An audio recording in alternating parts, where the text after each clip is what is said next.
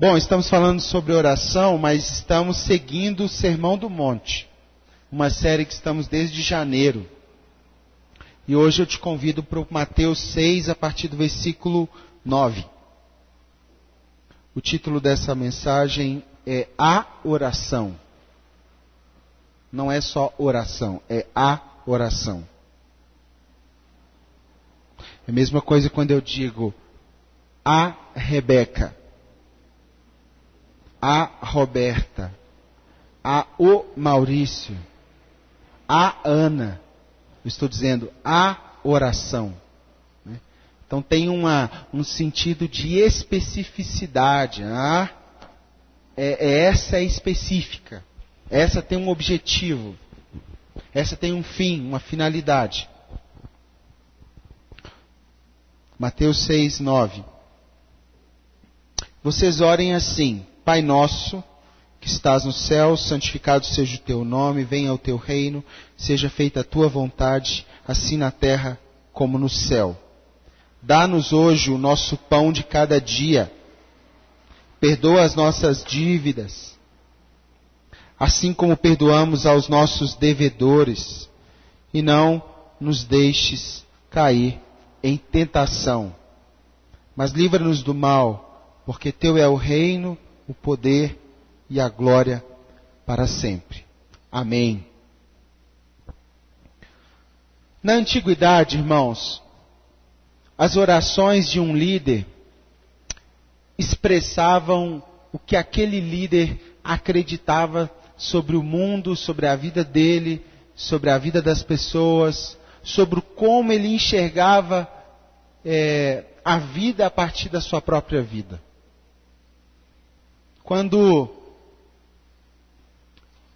um discípulo, um talmidim, começava a andar com um líder, era comum esse talmidim chegar para o seu líder e falar assim: qual é a oração? Mais ou menos o seguinte: qual é o resumo do seu chamado? Qual é a síntese da sua missão como líder? Porque se eu sou o seu discípulo, eu quero aprender a sua oração. Por isso que, por exemplo, a Sociedade São Vicente de Paula, que é um braço de ação social da Igreja Católica a qual eu fiz parte, ela tinha a oração do seu cofundador chamado Frederico Ozanam. Era um livrinho. E ali ele, como líder espiritual, deixou uma oração. De certo modo, esses santinhos que nós recebemos das pessoas, santo A, santo B, santo C, nada mais é que a expressão do que aquele santo ou aquele líder tinha como síntese da sua vida.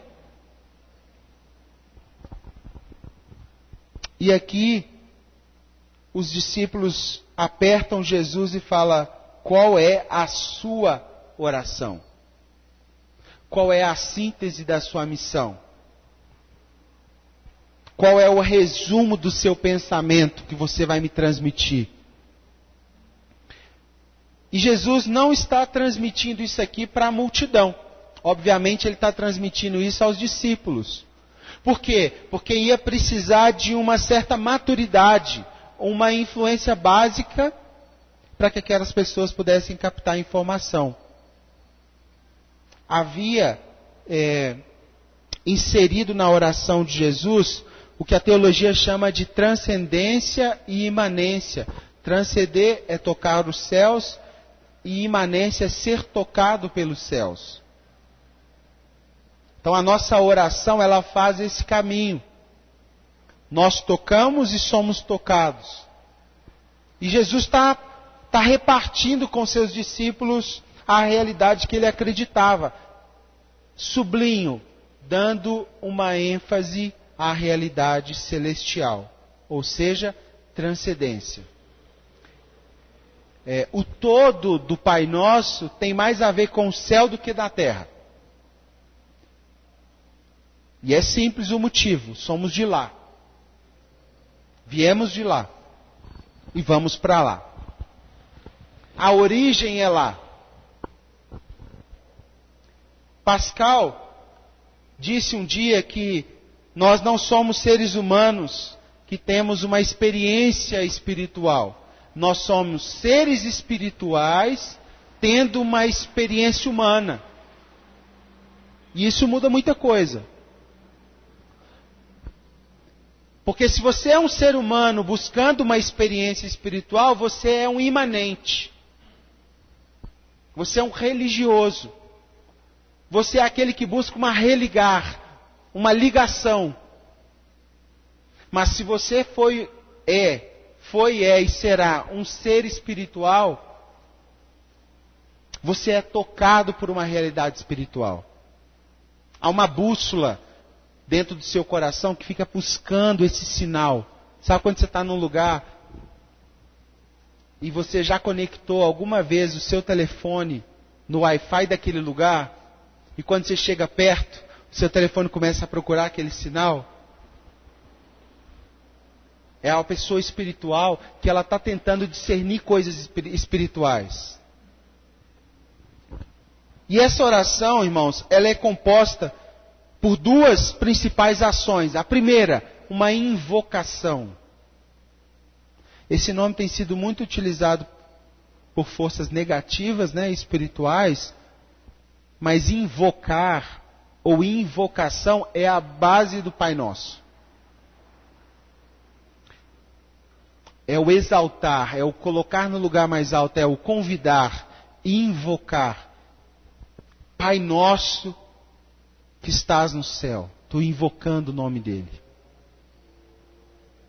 Segunda parte, aparece as petições. Venha o teu reino, seja feito, assim na terra como no céu. Então, há dois movimentos. O primeiro, invocá-lo. O segundo, pedir. Não importa, irmãos, quais sejam as nossas condições e circunstâncias, não importa qual o nosso trabalho ou o que vamos fazer, não importa o que você deseja, não importa o que você quer para o seu filho, se você quer trocar de carro ou não, se você quer trabalho novo ou não. Nunca devemos esquecer do princípio básico. Primeiro, eu invoco, para depois eu pedir. Primeiro ele, a sua vontade, o seu reino, a sua mão, depois o que eu quero. Antes de nós e nossas necessidades, antes até mesmo de pensar no outro, porque tem muita gente que se esconde fazendo bem para o outro. Antes de você pensar no outro, comece a oração por um princípio fundamental. Reconhecendo Deus, sua glória e o seu reino.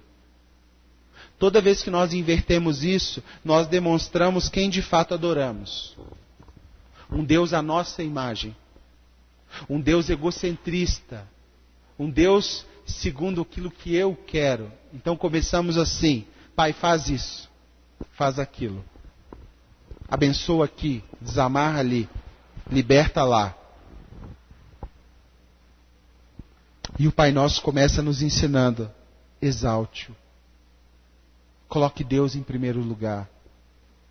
Honre o nome de Deus. Coloque a sua glória como objetivo último. Mateus 6,33, depois vai complementar isso, dando um resumo. Busque em primeiro lugar o reino do céu, a sua justiça. Parece que ele está passando a caneta marca-texto. Aqui, busque em primeiro lugar. E muitas das nossas orações, elas podem não ser respondidas justamente por não entender essa lógica. Que primeiro Deus, primeiro a sua honra e seu reino, e depois a gente. E a gente pode cair nesse fatídico Deus à nossa imagem. Um Jesus salvador, mas um Jesus que não é Senhor. Um Deus que só escuta, que não pode falar. Porque se Ele falar, Ele estraga os nossos projetos. Se Ele falar, Ele muda a nossa agenda. Então a gente põe um esparadrapo na boca dele e falamos assim: senta e me ouve. E faz o que eu mando. E o Pai Nosso vem desconstruir isso. Ele vem falar o seguinte: não. O Senhor está nos céus. E o que importa é santificar o seu nome. O que importa é vir no seu reino. É ser feita a tua vontade. O que eu preciso é um pão de cada dia. Mas depois que vem o seu reino, primeiro eu preciso reconhecer que o Senhor é o nosso Pai, que o Senhor está nos céus, que o seu nome é santificado, que o seu reino precisa vir, que precisa ser feita a sua vontade, e então eu preciso do pão. Mas muitas das nossas orações matinais primeira coisa, me dá o pão. Primeira coisa, cura meu filho. Primeira coisa, seja meu salvador. Não deixe eu ir para o inferno. Mas não seja o meu Senhor. Não mande na minha vida. E pensando nisso, eu tirei algumas lições para nós. Primeira, precisamos aprender a orar, irmãos. Tenho medo de algumas reuniões de oração. Tenho dificuldade de participar de algumas. Meu estômago não dá conta, embrulha. Tenho intolerância a objetivos que muitas vezes são colocados como de Deus. Mas o primeiro objetivo em oração são as pessoas. São as suas vontades. São seus desejos ministeriais. Precisamos aprender a orar. Lucas capítulo 11, 1, os discípulos estão reunidos e eles veem Jesus orando e perguntam assim: Senhor, ensina-nos a orar. Mais ou menos o seguinte: ensina-me a orar como convém. Pergunta: você acha que um discípulo de Jesus, que já está andando com Jesus há mais de um ano, sabia fazer alguma oração? Ou ele já tinha orado na vida? Um judeu que sabe toda a Torá, que lê os profetas, que tem o Talmud para consulta de conduta, conduta de sabedoria diária, comprar, vender, pesar, medir. Você acha que um homem desse já não tinha alguma realidade de oração? Será por que os discípulos, ao ver Jesus orar, eles se dobram e falam: ensina-nos? Possivelmente Jesus orava de um jeito diferente.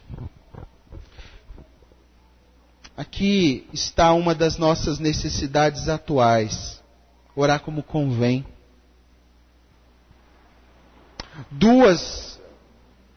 Teólogo que a gente gosta muito falou que são duas orações perigosas.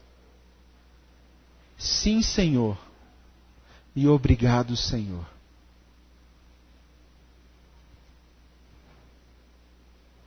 Se você tiver maturidade para fazer somente essas duas orações, não estou sozinho nessa. Antônio Carlos Barbosa, ele diz o seguinte: crente bom ora pouco. Porque a oração dele é: sim, Senhor, e obrigado, Senhor. Ele tem pouca coisa para pedir. Porque ele está mais interessado em ouvir o que ele propõe e fazer o que tem que ser feito. Porque ele acredita que quando nós fazemos aquilo que de fato temos que fazer, que é atrair o reino dele, as coisas são acrescentadas. Pesquisa lá depois. Crente bom ora pouco. Mas não significa que nós fazemos poucas orações. Nós buscamos ouvir o que ele está falando. Buscamos discernir o que Ele está desejando. Supomos, muitas vezes, que Deus precisa ser fustigado por nossas ordens. Pensamos assim, Deus é um velhinho, né? Sim ou não? Tem alguém aí? Deus é um velhinho sentado lá no trono, cansado, com a barbona.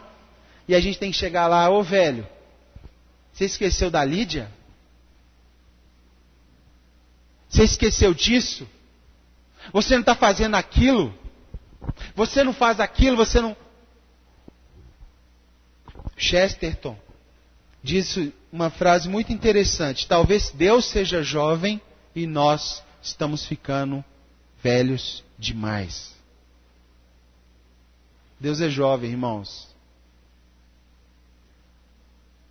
A palavra não precisa chegar na ponta da nossa língua, Ele já sabe o que nós vamos falar.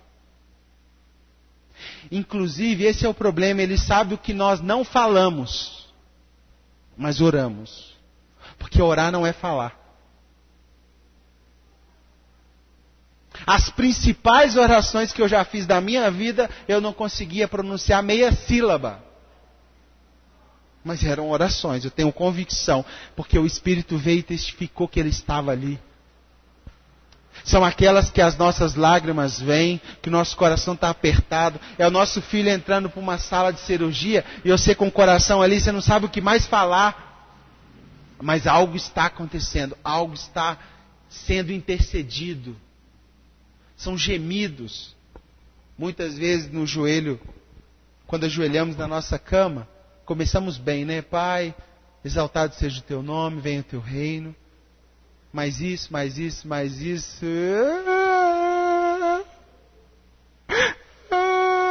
Começamos a orar, como convém.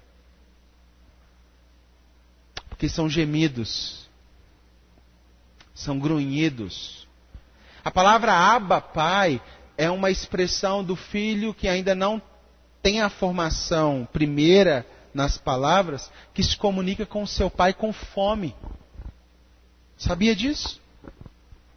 É o Timóteo quando está querendo leite e não sabe falar leite, ou querendo mamar, e ele olha para sua mãe e com expressões e com realidades entre mãe e filho, agora entre pai e filho, ele fala, eu preciso disso. E qual é o pai, qual é a mãe que vendo essa realidade,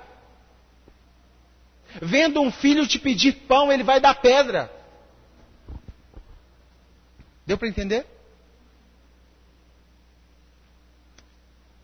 Deus não é velho. Nesse vocabulário, faça isso, amarra aquilo. Nós temos a petulância de fazer compromissos e colocar na agenda de Deus. Deus, o Senhor tem que estar lá. E ai do Senhor se o Senhor não tiver. Porque nós precisamos do Senhor. Não é um convite, é uma ordem. Cura esse, Deus. Abençoa aquele.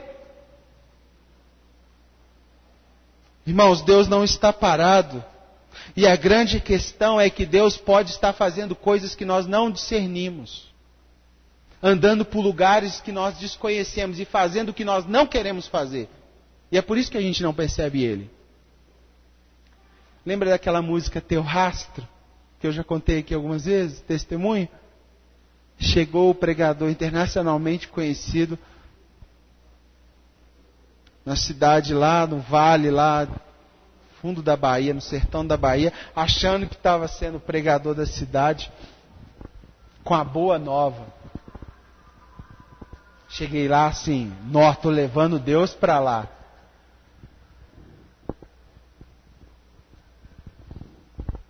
A hora que eu pisei, entrei na casa da mulher, a mulher com um pratinho de fava, imerso numa água, meia, tipo caldo quinora, assim, aquele caldo, como é que chama aquela, negócio vermelho, que você compra no mercado assim no peso, coloral, água com coloral e fava cozida.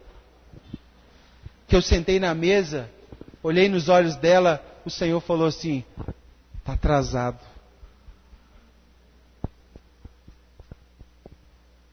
Demorou demais. Desce daí, meu amigo. É você que tem que vir atrás de mim, não é eu que sigo aonde seus projetos, sua agenda está indo, sua brincadeirinha de mostrar para as pessoas o que eu posso fazer ou não posso fazer. Venha você, se você quiser andar comigo, eu estou indo. Eu sou muito mais jovem do que você. Quantas vezes transformamos orações em exercício para trazer Deus para aquilo que a gente quer? Quero isso. Deus faz em nome de Jesus.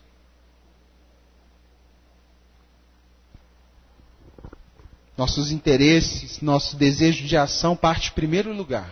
Em primeiro lugar, aquilo que eu quero em oração, Deus vai fazer. Fácil? A grande pergunta é se Ele falar para você fazer o que Ele está fazendo. Seguir o caminho que Ele está seguindo. Primeira coisa, então, que nós aprendemos é que a gente precisa aprender a orar. Segunda, orar não é falar, irmãos. O Maurício falou para nós que não são vãs repetições que movem Deus. Inclusive o hipócrita usa disso. O hipócrita fica repetindo, como se Deus fosse surdo ou tivesse problema de ouvir. Pelo contrário, ele fala o seguinte: não seja um intérprete, não seja um ator, um impostor. Entra no seu quarto, no seu tameion, naquele lugar seguro ou naquele lugar onde você guarda os seus maiores tesouros. Dou sempre esse exemplo, né? Por exemplo, abre parêntese. Vamos ver se o Guilherme está afiado, hein, Ana? Que dia que foi o casamento, Gui? 10 de dezembro de 2010. Por que ele guarda essa data, irmãos? Por que você guarda a data do seu casamento? Nascimento do seu filho, Alice, lembra?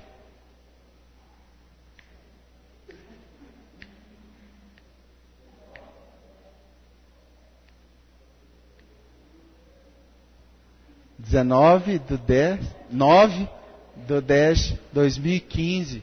Sabe por quê, irmãos? Sabe onde que está isso aí? Está no tameion. Sabe por quê? Porque o tameion é um lugar que a Liz mora lá.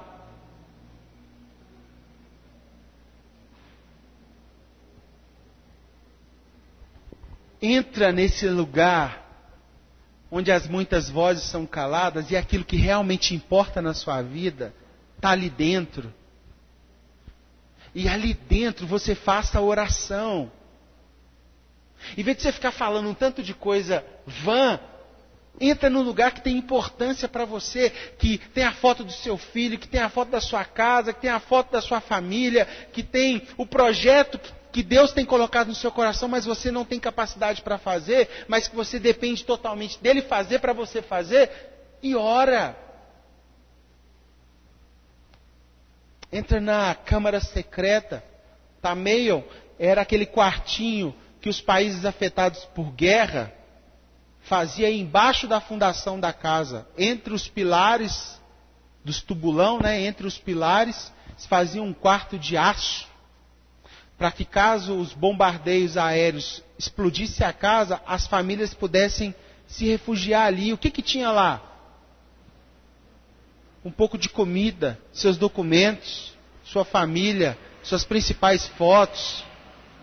Deu para entender? Não é vã repetição, é um lugar que realmente importa e que as coisas têm um valor altíssimo. Entra no secreto. Irmãos, o secreto determina a saúde do que fazemos em público. Quem consegue desenvolver uma vida minimamente sadia no secreto, ela tem saúde no público. Porque você lidar com aquilo que realmente importa com aquilo que realmente tem peso, aquilo muda a gente. Aquilo altera quem a gente é. E eu gosto de lembrar do testemunho da Kim Walker. Tem alguém aí? Jesus Kilter. Aquela menina que sofria bullying, teve problemas na sua adolescência, problemas graves, mas tinha uma bela voz, ofuscada pelo orgulho de saber que tinha uma bela voz.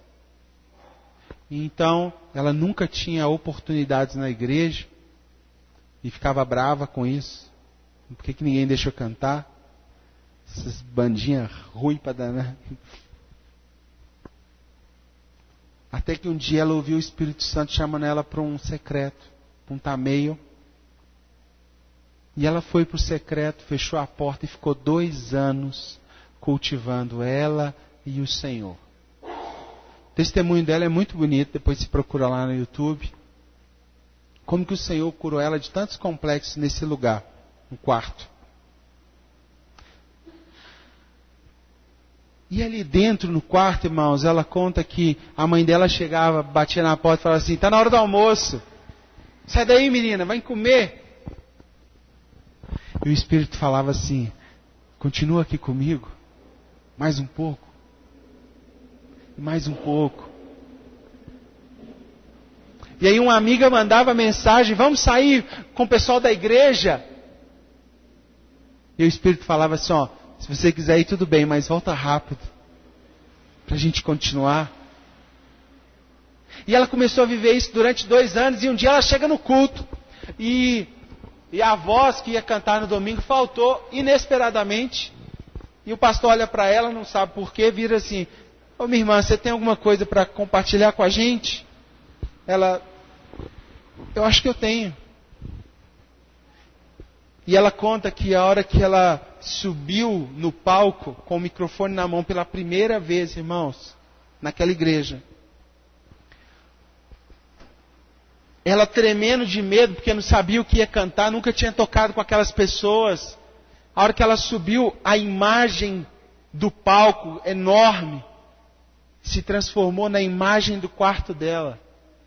Na cabeça dela começou a dar um bug. E a imagem que ela tinha era a minha cama. E o Espírito falou assim para ela: simplesmente mostre para eles o que a gente está vivendo há 2 anos. Só isso. Mostre para eles. Deixe eles verem o que a gente está experimentando. Aquilo que você me falou ontem, fala aqui. Fala para eles, conta para eles. Conta para eles aquela música que... Sabe aquela música que você fez para mim? Mostra para eles pela primeira vez. E naquele dia, ao começar as primeiras notas, naquela igreja, pessoas foram curadas, libertas, simplesmente porque alguém que tinha secreto se tornou público. O segredo é o secreto. Sem secreto não há público. Terceira coisa, nós não podemos orar, irmãos, para lembrá-lo ou lembrar Deus de coisas e situações. Nós oramos, os maduros, para acolher realidades dele. Qual é a sua vontade? E depois que ouvimos a vontade dele, se ainda assim tivermos vontade, por que não expressá-la? Mas expressar a sua vontade antes da vontade de Deus não é oração, é manipulação. Você quer um Deus à sua imagem. Você quer que Deus te dê o marido que você acha que precisa. E Ele sabe quem Ele pode te dar. Priscila até respirou fundo ali, ó. Ai. Irmãos, a oração, ela coloca a gente nesse mover divino, nesse movimento constante, onde Ele faz e a gente obedece, Ele faz e a gente obedece, Ele direciona e a gente vai.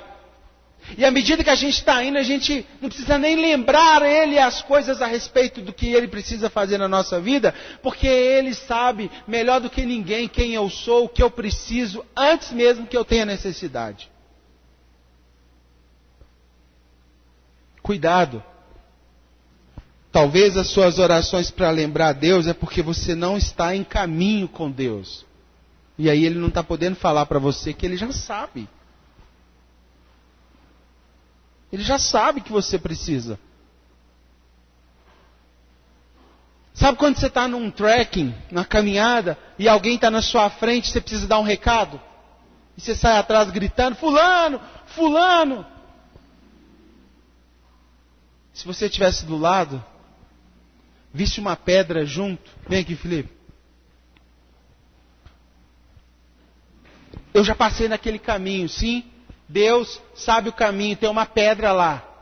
Se o Felipe estiver aqui e eu estiver aqui, ou mais longe, eu vou ficar falando para ele, olha, cuidado com a pedra. Não é isso? Cuidado com isso. Agora, se eu estivesse aqui, ó, eu simplesmente faria isso. E ele viria a pedra. Eu não precisava falar nada. Ele perceberia algo. A oração, ela nos coloca nesse lugar de ser mudado, aperfeiçoado. E principalmente a oração, ela derrete corações. Vou usar um exemplo clássico aqui. Contra mim mesmo. Vou me crucificar. Tá certo? Somos quantos músicos essa manhã aqui? Somos vários, né? Mas que prestou um serviço? 5. Há uns 2 anos atrás, uns 2 anos e pouquinho, um rapaz novinho, de barbinha mal feita, pegou uma guitarra pior que a nossa. Sim ou não? Simplesinha. Uma caixinha tipo aquela ali mesmo, simplesinha. Sentou no sofá da casa dele e começou a tocar assim, ó. Quero conhecer Jesus. Só isso. Sem ninguém, sem palco, sem luz. Só falou essa frase. Quero conhecer Jesus. Só isso. Qual que é a diferença? É uma frase comum. Eu já falei, você já falou. Qual que é a diferença? E por que nós precisamos fazer tanta energia, tanto som, tanto barulho para ele vir? Que a gente não vive com ele o que a gente poderia viver. Porque se a gente vivesse, a gente entraria em ambientes espirituais como esse, e quem chegasse perto de nós, aquilo que saísse da nossa boca, seria ele.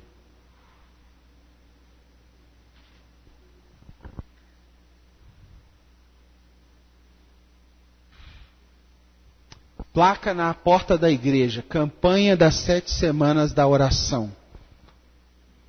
Reunião da vitória, faça os seus pedidos. Que Deus é esse, irmãos? É igreja ou é sacolão?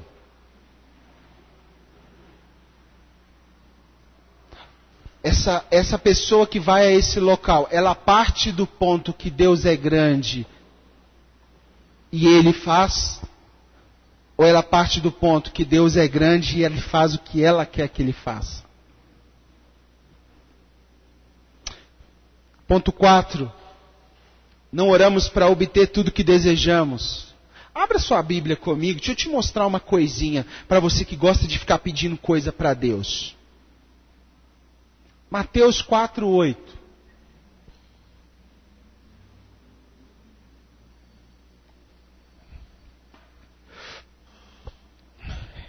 Sublinho, pedir coisas.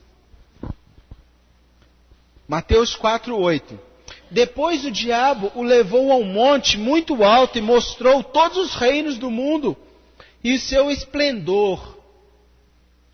Ele disse: tudo isso te darei, se prostrares e me adorares. Sabe quem prometeu nos dar tudo que a gente pede?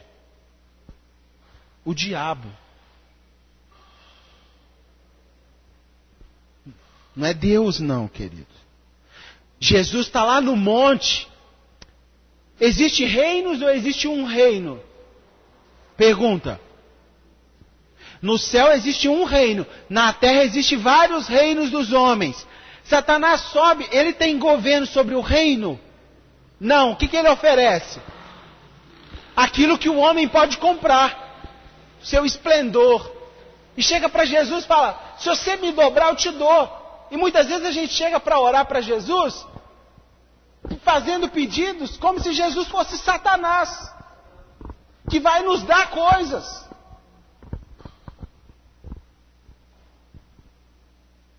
E a gente esquece que nós já temos tudo, irmãos. Temos Deus, temos o seu reino, temos a paternidade de Deus, temos a graça de Deus, temos a fé que Ele coloca no nosso coração, temos o Espírito Santo. Sou merecedor de mais do que, irmãos?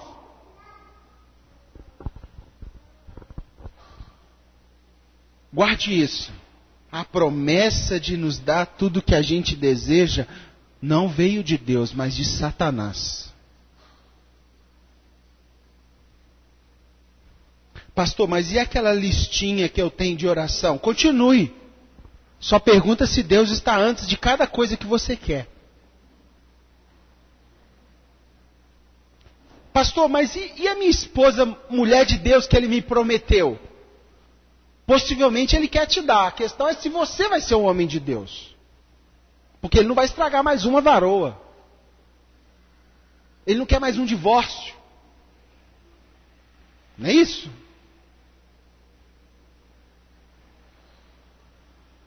O aposento, irmãos, da oração, sabe o que ela faz? Quando você entra no secreto e vai orar, nos cala. Toda pessoa que eu conheci até hoje, profundamente investida de oração, são pessoas mais comedidas, profundas, aquele olhar profundo. A Rebeca estudava no CTMDT e o Gregório McNutt, falecido Gregório, foi para o CTM da aula. E eu fui atrás, né? Avivamento. O cara é dos nós, no sentido, né? Nós, quem sou eu? Mas assim, uau, o cara pregava, eu punha fogo no meu coração. Fui lá. Eu cheguei lá, irmãos. A Rebeca morava lá no CTM, é tipo uns, como é que chama aquela parte lá de baixo? Que depois ficou os músicos? Não, lá embaixo, na pousada, que eram uns apartamentos. E na porta de cada pousada tinha uma mesa de ardósia, onde se fazia o café da manhã para os preletores. E caíram na bobagem de fazer um super café para ele. E ele saiu, cara. Olhou, chamou os outros alunos e falou, não posso fazer isso. Eu até estou com fome, mas eu estou com muito mais fome por Deus. Muito mais fome por Deus. E aí eu cheguei para a Rebeca e falei, esse cara é estranho, né? Ela falou assim, nós não dormimos nada essa noite. Por quê? Porque nós ouvimos ele gemer a madrugada inteira, sem falar uma palavra, só gemendo na presença de Deus. Sabe o que o aposento da oração faz com a gente? Cala nossos argumentos. Pega nossos pedidos, dobra no papel e coloca lá embaixo. Sabe por quê? Porque tem coisas mais importantes para serem feitas do que a vontade da minha barriga, a vontade da minha roupa nova, a vontade dos meus desejos pequenos.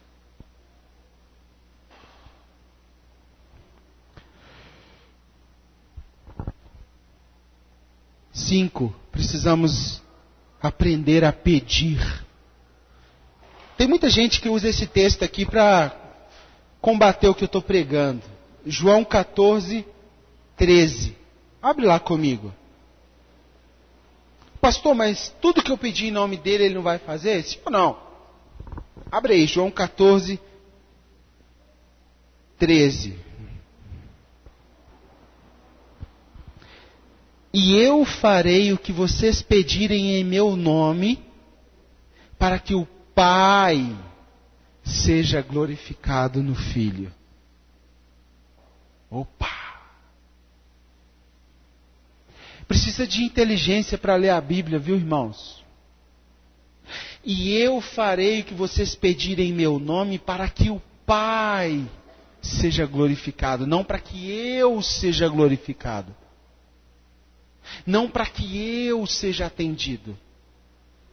Olha o que a mensagem fala. De agora em diante, tudo que pedirem em conformidade com quem eu sou e faço, vou conceder a vocês. São todos os pedidos que Deus atende? Sim ou não? Graças a Deus que não, irmãos. Sabe por quê? Porque Ele atende aquilo que tem a ver com quem Ele é e com o que Ele está fazendo. Você pode morrer de orar, você vai morrer orando. Se você não orar segundo a vontade de Deus, segundo quem Ele é, para glorificar o Pai, você não vai receber. Você quer um marido para dormir, você quer uma esposa para dormir sem cueca? Deus não vai te dar. Ele vai te dar para glorificar o nome do Pai. Aí Ele pode te dar uma família. Aí sim Ele pode te fazer feliz, de todas as formas. Mas primeiro, glorificar o nome do Pai. Conclusão. Orar é o primeiro exercício da fé verdadeira. Nós primeiro passamos a crer, depois a gente passa a ser levado a falar, e depois a gente passa a confiar, e depois a gente passa a desejar. Então eu primeiro creio, depois eu falo, depois eu confio, depois eu desejo. O que o Maurício falou sobre cultura.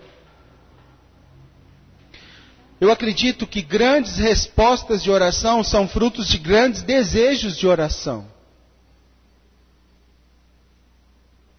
Por que não acontece? Porque você não ora em conformidade com quem Ele é, com o que Ele está fazendo e não quer glorificar o Pai. Agora, tudo que vocês orarem de acordo com quem Ele é, com o que Ele está fazendo, com o interesse de glorificar o Pai, Ele vai fazer em nome dEle. Cristo, Ele passava longos períodos de oração porque Ele amava o Pai, não era por obrigação. Quantos aqui oram sem obrigação? Alguém tem coragem?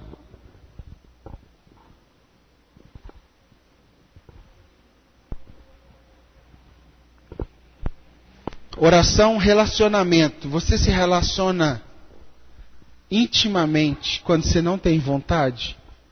Consegue?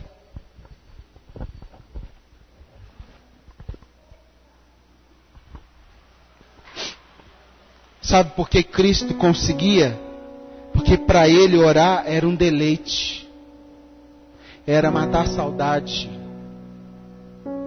Sabe quando sua esposa viaja, seu marido viaja, né, Ana? Aí a cama fica vazia. Você acorda de madrugada, bate a mão assim, não está lá. Ou se fica sem falar com um familiar seu 6 meses e quando escuta a primeira palavra, aquilo mexe. Não é assim, Lídia?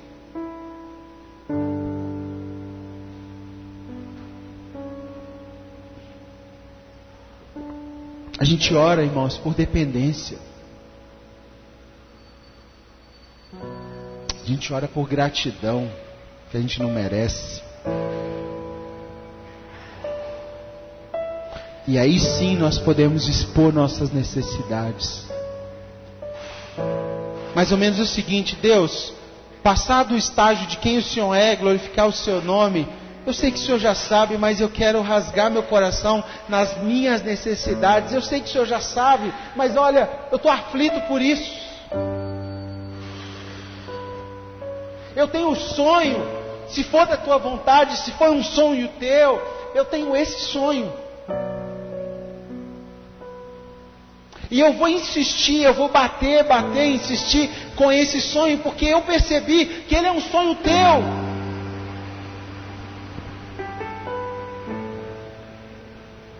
Porque orar é mudar, irmãos. Quer mudar de tamanho? Ora. Se você não estiver disposto a mudar, você não vai estar disposto a orar. Porque se você orar, você vai mudar. É um cabo de força. Numa ponta, se for de fato esse Deus, está o nosso Deus. E você começa a puxar. E às vezes ele deixa até, sabe aquela brincadeira de bobo do mais forte? O Timóteo quer brincar comigo, estica a corda. Aí eu seguro na ponta da corda e ele puxa, e eu até faço que caio. Às vezes Deus faz isso. Tipo assim, vai orando. Daqui a pouco você chega onde deve. Mas tem vezes que ele estica a corda. O negócio fica estreito. Parece uma... Quem já passou por essa situação? Parece que tem algo conflitando com o que você quer. Sendo preso. Sendo retido. E muitas vezes a gente acha que é porque ele não quer nos dar, sabia? E na verdade não é porque ele não quer nos dar, ele quer ver se de fato a gente quer e quer segundo ele. Entende? E às vezes Deus segura a ponta dessa corda assim, vamos ver se você quer isso mesmo. Vamos ver se de fato é para glorificar o meu nome, se vai glorificar o Pai, o reino dele em primeiro lugar. Vamos ver. E muitas vezes a gente desiste, por quê? Porque acha que não aconteceu, Deus não quer nos dar. A questão não é se Deus pode fazer aquilo que a gente quer. A questão é o que a gente vai querer. E Deus vai assinar embaixo.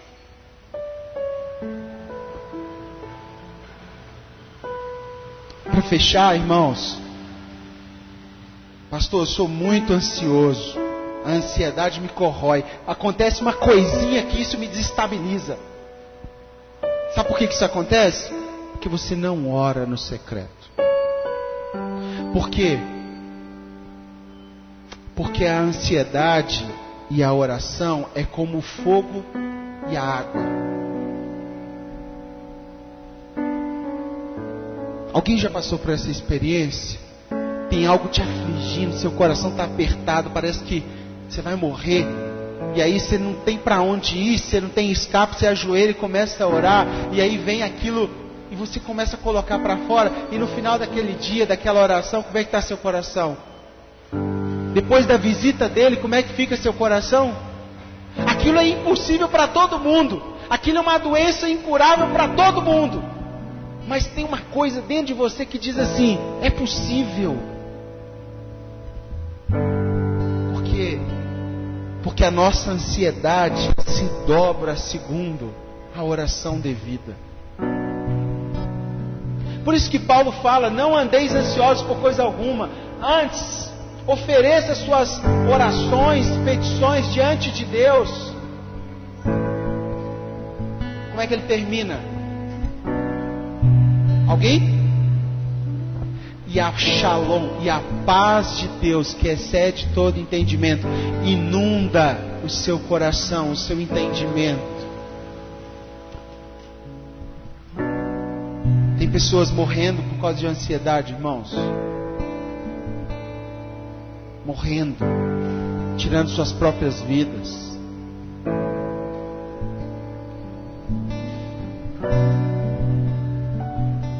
E E a última coisa que eu tirei lição é que o Pai é nosso e o pão é nosso. O Pai não é do Paulo, não é do Guilherme, não é do Daniel. O Pai é coletivo. Ele é nosso. E sabe o que isso fala para nós? Que lá no Éden nós tínhamos um homem chamado Adão que fazia a sua vontade. Adão foi tão rebelde que ele queria Deus, mas queria ser igual a Deus. E fez a sua vontade. Só que aqui no Getsemane temos Cristo. O segundo Adão, que abre mão da sua vontade, abre mão do seu eu exaltado. Lembra? Abre mão das orações egoístas, abre mão de ser rei sentado sobre Roma. Abre mão de ser o herói em quadrinhos. Abre mão de ser o Yeshua Gospel. Abre mão de ser o super-herói. E se assenta num lugar de servidão para ser morto numa cruz. Sabe o que ele está falando para nós? Para a gente pegar o nosso egocentrismo que atrapalha nossas orações, pegar o nosso orgulho, pegar a nossa avareza, nossa ganância, como Paulo falou, essa loucura, essa cachaça de fazer o mundo girar em torno daquilo que eu quero em oração. Quem é você, irmãos? Quem somos nós? Ele é o Todo-Poderoso, não eu. E aí me coloca de joelhos para reconhecer o valor do outro, porque o Pai não é só meu, o Pai é nosso, o pão é nosso, o reino é nosso, é do meu semelhante, é daquele que não vou muito com a cara, mas é nosso. Não gosto muito dela, mas é nosso. É isso que nos une. O Pai é nosso, o pão é nosso. Não é meu, é nosso. E quem já assistiu o filme Todo Poderoso do Jim Carrey? Já assistiu? Aquele filme, assiste hoje à tarde, quem sabe pega lá no Netflix de novo. Ele fala sobre oração. E ele ensina duas coisas profundas. Jim Carrey é Deus. E a síntese do filme é a seguinte: se realmente pudéssemos determinar, ao invés de orar, seria trágico. Às vezes eu fico ouvindo algumas pessoas orarem e acho que elas são Deus. E sabe o que eu não desejo para essa pessoa? É Deus dar o privilégio para ela ser Deus por apenas 24 horas. Porque se Deus fizesse conforme a gente quer, irmãos, esse mundo seria uma anarquia.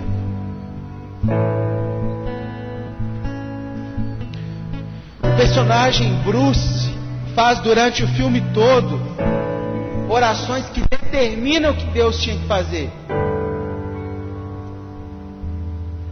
Deus faz isso, faz aquilo, abençoa aqui, amarra ali, solta ali. Só que no final do filme ele percebe assim: eu não sirvo para isso. Eu não sirvo para ser Deus. Querido, desce para esse lugar de filho e para de fazer orações como Deus. Porque o fim pode ser trágico.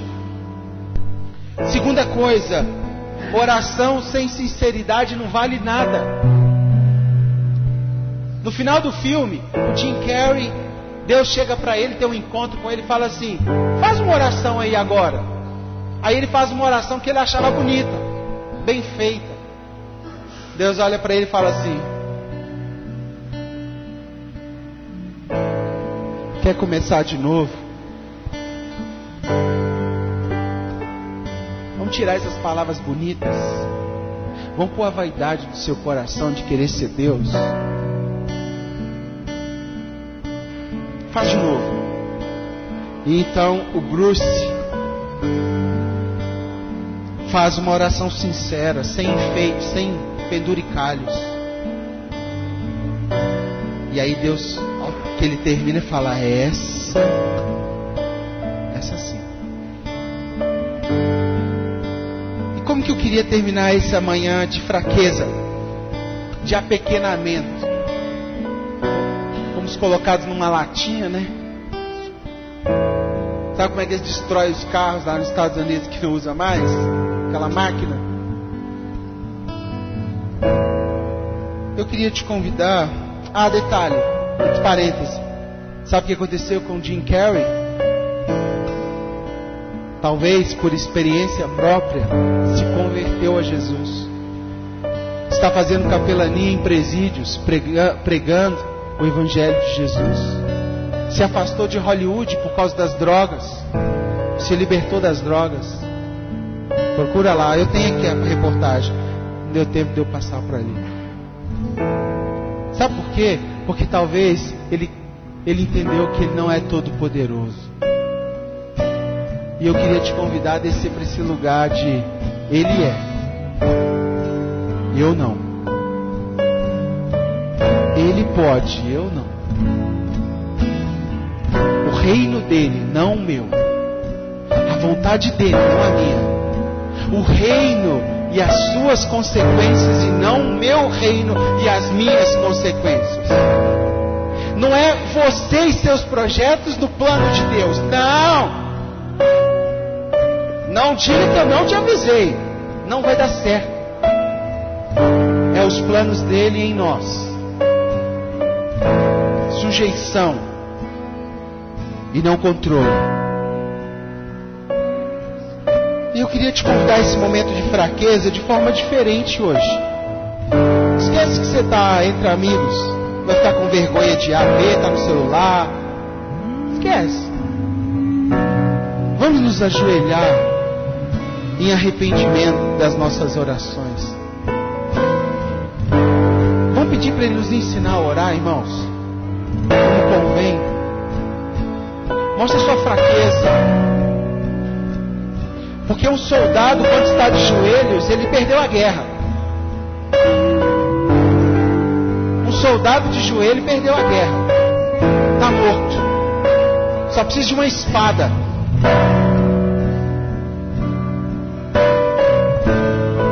E aí aprenda a orar. Vamos pedir para que Ele venha nos ensinar.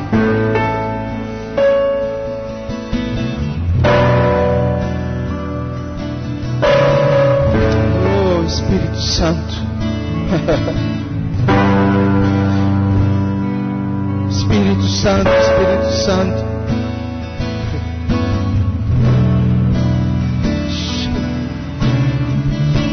Oh, Espírito Santo. Vamos. Isso, vamos.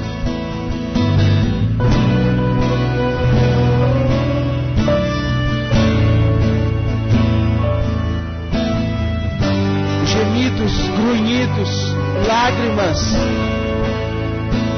palavras que não saem da nossa boca, pensamentos egoístas, rebelião contra Deus, avarezas, ganância, soberba.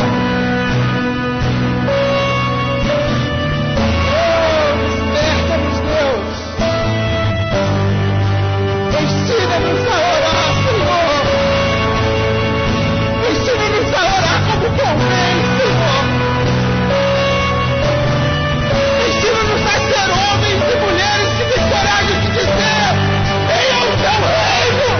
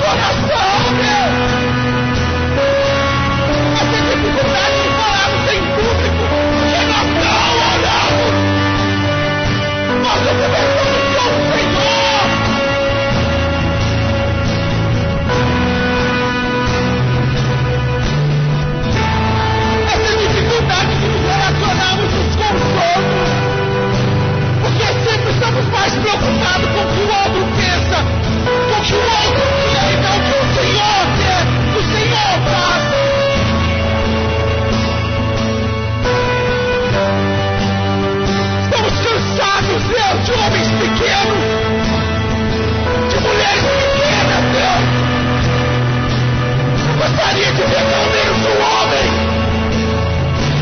uma mulher, Senhor, que seria a tua imagem nos nossos dias. Homens que se preocupassem menos com a cabeça de baixo e mais com a cabeça do Senhor.